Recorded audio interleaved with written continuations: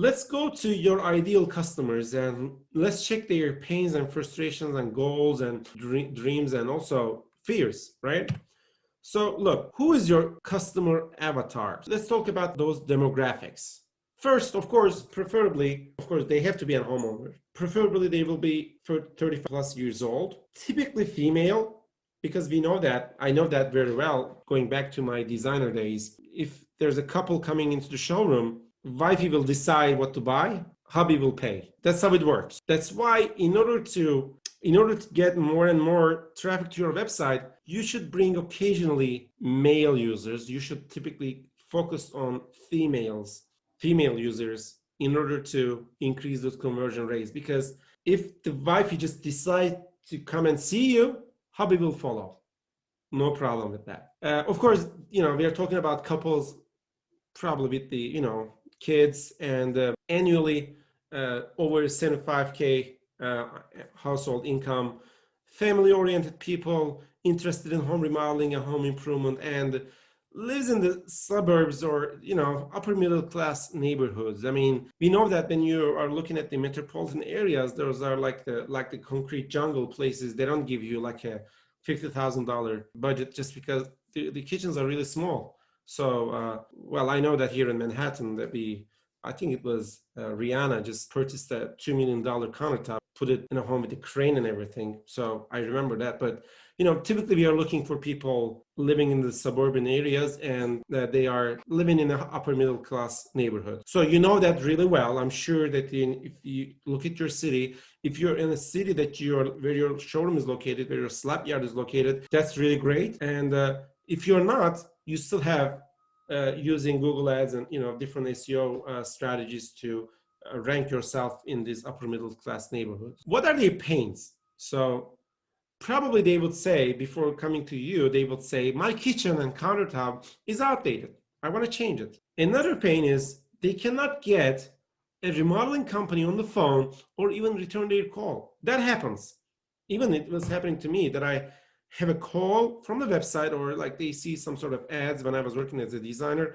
I couldn't get back to them because I need to crawl to another house, take some measurements, come back, answer my emails. Then I'll have some time to go back and answer their phone call or, oh yeah, we can meet type of things. There's a lot of friction there, and that's a pain for our ideal customers, future customers. And sometimes they're too busy to deal with it.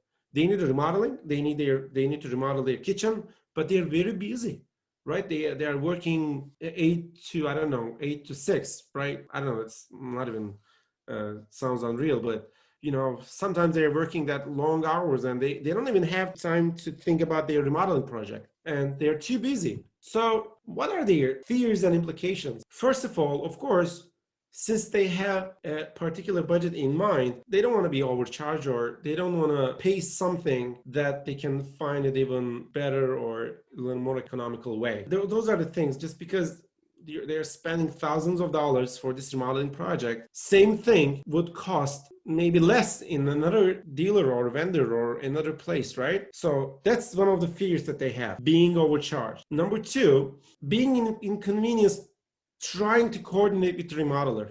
So because that's a timeline, but to put a sign on the contract, they have to work with you in the next 2, 3, 4 weeks, maybe 2, 3, 4 months. It could be, they feel like it could be little inconvenience to contact and coordinate everything. So this is another fear. It may cause a disaster in the house just because they think they will be out of their kitchens for maybe 2 weeks. How are they going to eat? Where are they going to eat? How are they going to cook? They're going to thinking about those. And yeah, again, we are going back to the budget. It's something that something more than they can afford. Maybe that customer has a L shape with an island type of kitchen, and they're just thinking a budget with a one wall kitchen. So that's possible. But they have their goals. Yes, they have their fears, but they have their goals. Their goals are getting that dream kitchen or bathroom, whatever that is. Having that outdated ones behind them, and they want a nice look when they go get into their kitchen. They want to feel it, right? Of course, there are some other general things like taking care of their family. Of course, more income and a wealthy family. Well, live in a nicer and more luxurious home, and keeping kids healthy and happy and successful, that kind of thing, and peace of mind. Those are the general things. But those are the goals and desires. When you are talking to these people, you can list a lot of things, but I just found 3 things really powerful. That 3 things is going to solve at least 80% of those problems. Again, 20% of the answer is going to cover 80% of the questions right there. Again, I told you it's an 80-20 rule. Offer them a free 3D design, or if you are just charging for the design, that I see that is sometimes a really, really good idea.